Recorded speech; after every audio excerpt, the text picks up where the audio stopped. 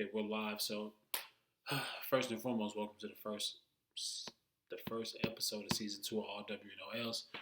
I'm your host Isaiah. We have a top five 2026 WNBA prospects, and this one was pretty straightforward. I mean, we know who's at the top, and we're just gonna give the draft notes as well as the players, and then the draft notes. What's to be improved? What can be expected from each player. So let's get into it. And before I start, make sure to like, comment, and subscribe. I mean, Lauren Betts is consensus number one. I mean, she's simply the best player in women's college basketball. I personally rather her go number two to Minnesota because she's improved statistically in every category. Um, Preseason Player of the Year, All American, consensus number one pick. Now, the caveat here is they wonder, can she improve at anything outside of 8 feet? Can she sprinkle in the mid range? Can she? And for me, I always want to see her have the ability to ghost the screen and make a three and improve as a passer. I mean, she averaged 2.7 assists, but also had 2.7 turnovers. Can she up the free throw percentage? I mean, they found her on purpose. I mean, if they're going to do that, you might as well make them pay. And so that's something I guess like most WNBA scouts are concerned about. But at 6'7", she's obviously the tallest player, the biggest player, a hell of a post presence. So she might go number one, obviously off of her talent and her size alone. But at the next level, you can't really just win the game and just being 6'7". You have to be skilled, and she's obviously skilled. But most scouts are looking for the next progression in her game. How can she exploit some short roll opportunities, the ability to draw to and play make, and make the advanced read other than, the closest person to you? Can you make the skip pass to the corner, or maybe to the wing, or just to be able to draw to and just make plays outside of the obvious? She's probably one of the best players, obviously, for sure.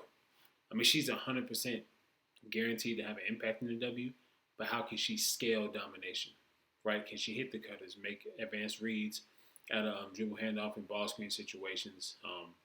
Also, just finding that next gear in transition, right? Just picking up that motor. That's going to be integral for her. Next is AZ Fudd. I mean, needs no intro. National champ, one of the best volume shooters in women's college basketball. But then you ask, what can she do besides score? Averaging the points, I mean, we know she's there. But 2 rebounds a game, we can leave the rebounding to Sarah Strong, but also like Flage and Olivia Miles are shorter, but they average 3 times as many rebounds. So you want to be able to do something outside of score, because I believe she has star power and potential, but you don't be a glorified role player at the lowest levels. She's never shown lead guard flashes. The off-ball guard is definitely prevalent in the WNBA, but I think she could be better. But again, she's one of the most talented in the country. But the biggest thing is just to separate yourself from that, to also look at the other side. What can they improve upon? Because no matter how talented you are, you got to be able to improve. Her falling to the Mystics makes sense. I mean, the general manager has a relationship with her parents. And plus, they need three-point shooting, and she's one of the better three-point shooters in all of the country. Next off, we'll be going to Olivia Miles. She could have been a top pick last year. People don't understand. Her first 2 years, she shot 24.2%, abysmal, horrible.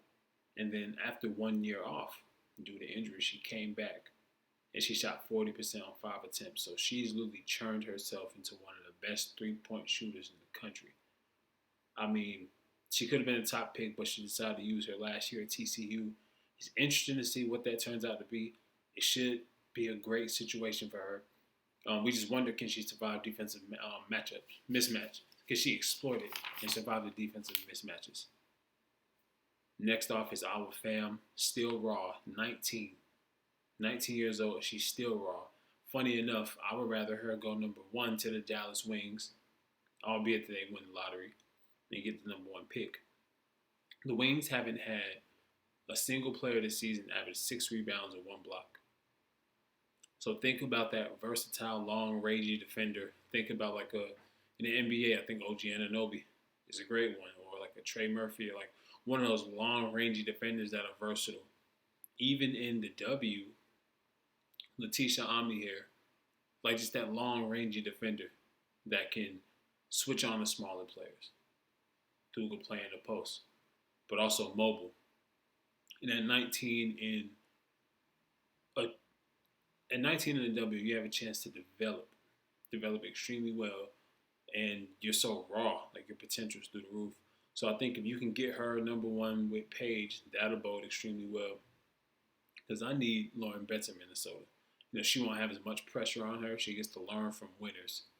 They're one of the best teams in the W defensively at the point of attack, and then she could just be the backline help. There's not much pressure on her because up front at the point of attack, there's so many great defenders in Minnesota. So I think Lauren Betts to go to Minnesota number 2 would be extremely well. But our fam, she has high upside play, great footwork, post moves, a great rebounder, and then just working on the 3-point shot. Like her being able to do that will be extremely well, and then bode extremely well for her career in the W.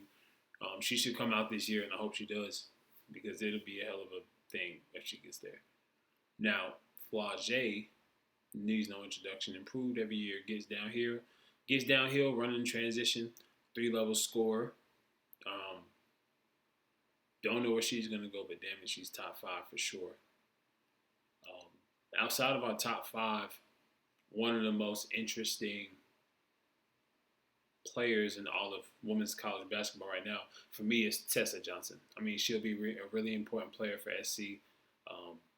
Her biggest thing is last year she's done not so well in the regular season, and then in postseason she turns into Attorney Tessa.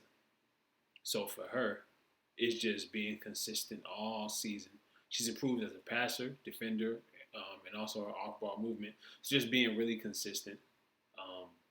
And she probably is going to be relied upon to shoot the ball because Bree Hall's off. Tahina Powell's out.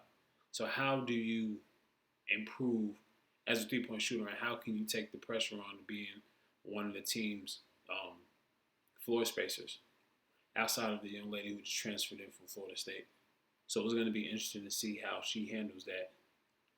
Tanaya Latson transferred in from Florida State, so she's going to be responsible for spacing the floor, but also Tessa Johnson is going to be another one. So outside of that, first episode, just getting our feet wet with season 2. We did a top 5 and just, some random things that I've been looking forward to just kind of speaking on. But with that being said, make sure to like, comment, subscribe, and we'll see you tomorrow. All right, peace.